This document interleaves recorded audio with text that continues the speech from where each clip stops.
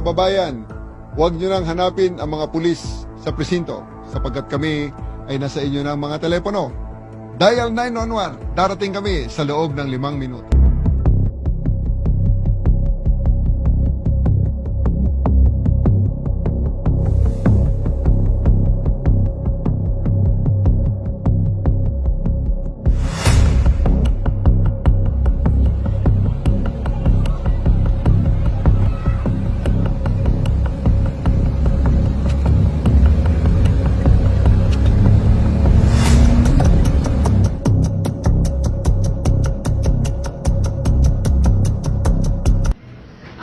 Nagkaroon ng incident ang nakawan sa bahay namin sa Asian Leaf.